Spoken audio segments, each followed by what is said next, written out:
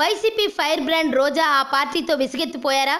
జగన్కు తనకు నడుమ అంతరం పెంచుతూ తన రాజకీయ భవితను నాశనం చేస్తున్న కొందరు వైసీపీ నేతల వైఖరికి మనస్తాపం చెందారా?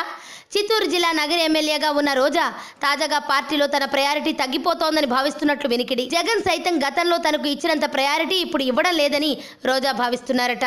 స్వతహాగానే జగన్ సైకాలజీ ఎప్పుడూ యూజ్ అండ్ త్రో పద్ధతిలో ఉంటుందని ఆయన బాధితులు చెబుతూ ఉంటారు.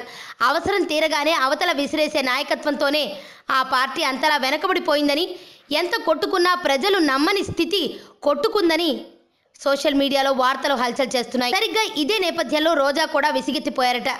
ఓ ప్రముఖ ఛానల్లో ప్రసారం అవుతున్న టాప్ రేటింగ్ షో జబర్దస్త్లో పవన్ సోదరుడు నాగబాబుతో ఏర్పడిన సాన్నిహిత్యంతో తన బాధ పవన్ వరకు తీసుకెళ్లారని, ఆమెకు పవన్ జనసేనలో సాదర స్వాగతం పలికారని మరో ఊహాగానం రాజకీయ వర్గాల్లో వేడి పుట్టిస్తోంది.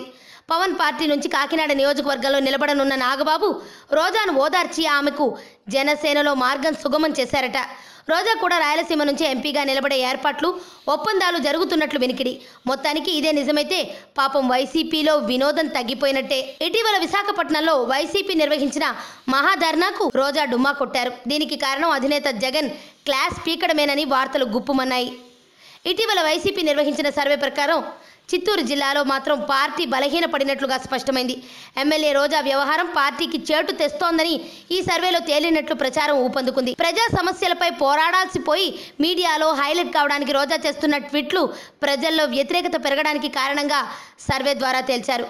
ఈ పరిణామాలన్నీ రోజాను జనసేన దిశగా నడిపిస్తున్నట్లు ఆమె ఆలోచనలున్నాయని చెబుతున్నారు.